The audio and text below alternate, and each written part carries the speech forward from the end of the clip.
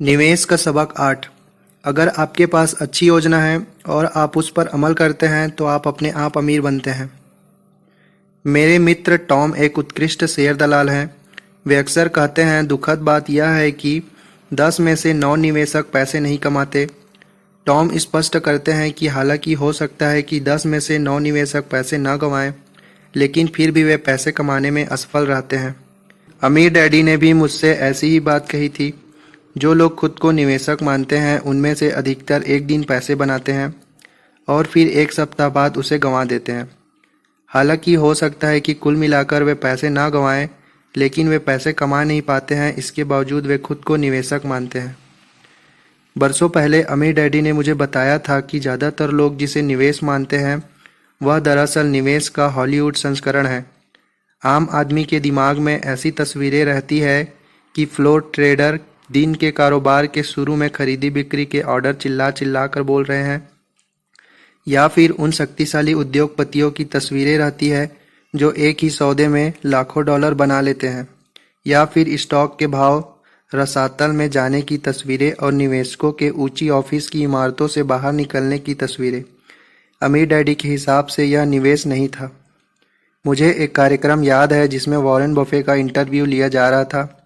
Interview के दौरान मैंने उन्हें कहते सुना था, मैं बाजार सिर्फ एक कारण से जाता हूँ।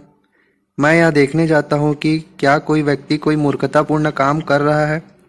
बफे ने आगे स्पष्ट किया कि वे टीवी पर आने वाले ज्ञानियों को नहीं देखते हैं। अपनी निवेश रणनीति बनाने के लिए वे शेयर के भाव के उतार चढ़ाव को भी नहीं देखते हैं। दरअसल वे अपना निवेश शेयर के प्रचारकों और तथाकथित निवेश खबरों से पैसे बनाने वाले लोगों के प्रचार प्रसार तथा शोर शराबे से दूर करते हैं।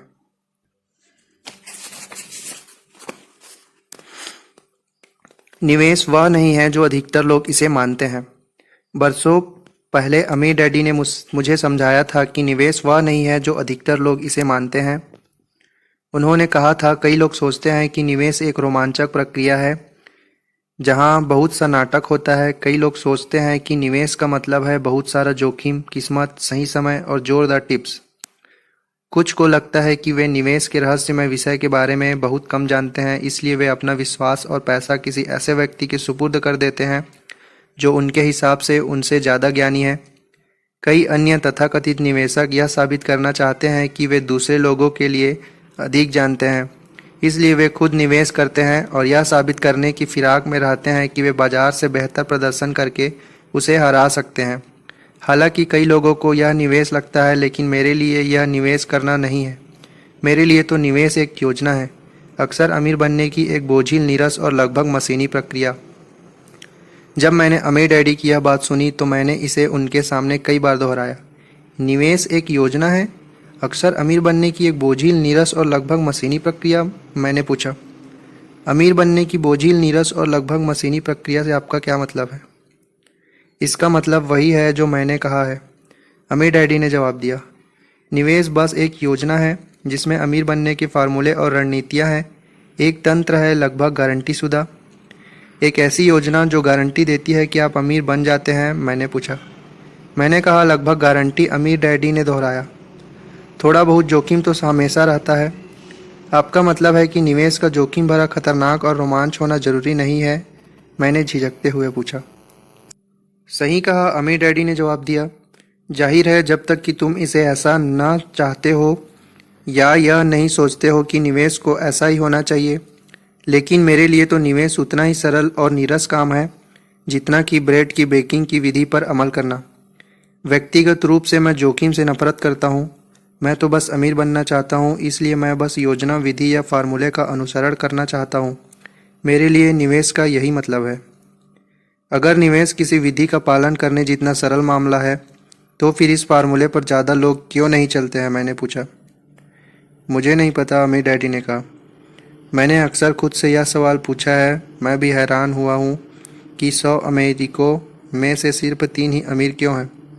इतने कम लोग एक ऐसे देश में अमीर कैसे बन सकते हैं जो इस विचार पर आधारित तथा कि हमसे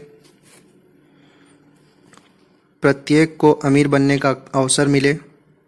मैं अमीर बनना चाहता था, मेरे पास पैसे नहीं थे, इसलिए मेरे लिए यह सामान्य बुद्धि की बात थी कि अमीर बनने की योजना या विधि खोजूं और फिर उसका अनुसरण करूं। अपनी खुद की योजना क्यों बनाना जब कोई दूसरा पहले ही आपको रास्ता दिखा चुका है। मैंने कहा, मुझे तो मालूम ही नहीं था कि ऐसी कोई विधि भी है। अमीर डैडी ने आगे कहा, अब मुझे एहसास हो चुका है कि ज़्यादातर लोगों को आसान योजना पर अमल करना इतना मुश्किल क्यों लगता है। क्यों, मैंने पूछा। क्योंकि अमीर बनने की आसान योजना पर अमल करना उबाऊ काम होता है, अमीर डैडी ने कहा। इंसान बहुत जल्दी ऊब जाते हैं और कोई अधिक रोमांचक तथा मज़ेदार काम खोजना चाहते हैं। इसलिए 100 में से सिर्फ 3 लोग ही अमीर बन पाते हैं। वे एक योजना पर अमल शुरू करते हैं लेकिन जल्दी ही ऊब जाते हैं, इसलिए वे योजना पर अमल करना छोड़ देते हैं और फिर फटाफट अमीर बनने के किसी जादुई तरीके की तलाश करते हैं। वे बोरियत, मज़े और फिर बोरियत की प्रक्रिया ज़िंदगी भर दोहराते रहते हैं, इसलिए वे अमीर नहीं बन पाते। वे अमीर बनने की एक आसान सरल योजना पर चलने की बोरियत बर्दाश्त नहीं कर पाते। अधिकतर लोग सोचते हैं कि निवेश के जरिए अमीर बनने के लिए थोड़े जादू की ज़रूरत होती है, या वे सोचते हैं कि जो योजना जटिल नहीं है वह अच्छी नहीं हो सकती। मेरा भरोसा करो, निवेश के मामले में सरल जटिल से बेहतर होता है।